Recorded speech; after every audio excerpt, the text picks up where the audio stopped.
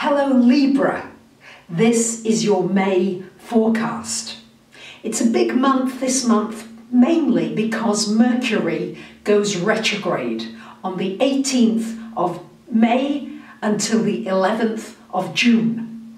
So it's a good idea to get any important contracts, meetings, interviews, negotiations underway before Mercury goes retrograde. Because the advantage with Mercury retrograde is that things that you've started before the retrograde often complete during the retrograde. So let's start out with the 3rd of May, when we've got a full moon happening in Scorpio, and it's happening for you, Libra, in your 2nd house of money and finance. Now, wherever we find a full moon, okay, we've got a full moon means that it's opposite the sun, so a lot of focus this month is going to be on your finances, Libra. This is shining a light, this full moon, on your financial situation, the things maybe that you've been avoiding looking at or maybe just putting off. The full moon says, no, come on now, you need to take a look at this. It's shining a light on the way you use money, how you think about money, and also shining a light on your self-worth, your self-value. Are you valuing your time and energy enough? And this is what this full moon is going to trigger for you.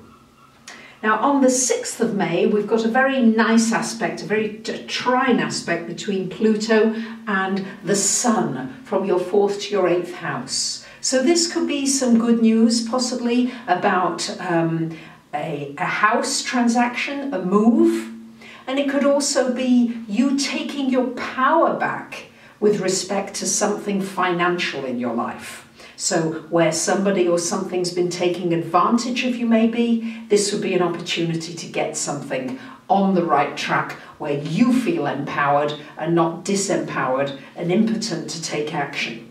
Could be connected with a loan of some sort. It could be connected with some joint financial situation. Now Libras, your ruler Venus on the 8th changes sign and goes into Cancer, up here in your 10th house for the rest of the month. So Venus in your 10th house, this is a wonderful time for developing your career, for looking at what it is that you really enjoy and focusing on getting more of that in your daily career life. It also could bring somebody very nice to you in the workplace, somebody who brings more harmony and somebody maybe who is looking out for you. It could also bring some good news as far as your career is concerned. So from the 1st of this month until the 8th of July, Mercury, planet of communications, technology, transportation, will be in your 9th house. So it's a long time, usually stays in one sign only for about 3 weeks, 3.5 weeks. Now it's there for nearly 2.5 months. So Libras, Mercury in that 9th house, you're going to be looking for meaning in your life. The search for more meaning, for what am I busy with? Why am I doing this? Why am I doing that? Many of you will want to further your spiritual quest. You might want to go on a retreat, especially while Mercury is retrograde from the 18th of the month until the 11th of June. It's a good time to reflect on your education, learning what is it I need to learn. Some of you might be deciding to publish a book or write blogs or speak out in some way to educate, to teach, to show others some of the things that you've learned that you feel are valuable. And on the 13th of May, Mars also comes into this 9th house. So you might be planning some travel. You might decide it's time to get away. There's going to be a very restless energy this month. You might be feeling as though, I want things to move more quickly, or something's not happening fast enough. And when Mars and Mercury are going to come together on and off during this month, especially after the 13th, be careful that you don't make quick decisions. You might be just tempted to say, yes, let's go on that trip. Let's sign up for this course. just make sure that you've really thought it through, because Mars and Mercury together as well, you might kind of say something you later wish you hadn't said. And especially Libras, you like harmony and peacefulness. So this Mars-Mercury can energize people. Maybe somebody else may say something to you that just surprises you and you want to answer back. So maybe think first before you do.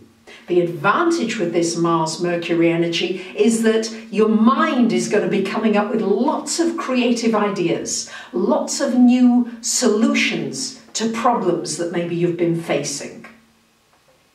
On the 14th and 15th of May, this Mars energy is exactly opposite Saturn. So, as I said, your mind is going a mile a million, and Saturn is going to say to you, well, focus your mind, Libra, on what is most important. If you're going to be going off in a million directions, especially between the 14th and the 15th, you're going to feel frustrated because Saturn puts the brakes on things. Mars is the accelerator and Saturn says, whoa, what's the structure like? Have you got a good enough structure so that the projects you're working on can really be successful? So if you're focused, that Saturn energy can help you to really get results. On the 17th of May, we've got a lovely new moon happening in your 8th house. New opportunities connected with finances. Maybe there's been a stuck situation, maybe with a bank, the tax people, maybe connected with a mortgage, a loan, or connected with some kind of a joint partnership. This can complete, and there can be a new beginning, a breath of fresh air come into this equation. It's also a good time to look at new beginnings in your intimacy. How intimate, how close do you allow people to you? And the new moon gives you an opportunity to look at it maybe differently. Maybe to allow somebody who's wanted to get close to you to get closer. But certainly these moons are going to really affect your finances in one way or another. First, new moon shining a light maybe on things that aren't working. And the new moon on the 17th saying, okay, now I've sorted out the things that haven't been working, now I can work to some new beginnings. As I mentioned, on the 18th, we've got this Mercury going retrograde. So this is a really good time for reflection, for reading, for reassessing, for renewing yourself, for relaxing, for taking time out. Anything during the retrograde beginning with the words RE in front, the letters RE in front of it, is very good to do during this retrograde. On the 22nd of May, we've got the Sun coming into this 9th house as well, energizing everything to do with you looking to the future. What is it you want to create for yourself? And also looking at communicating. How you can share a message, what it is you want to share. Libra, you are the sign of sharing and of balance, and that's what this Sun energy is doing here for you.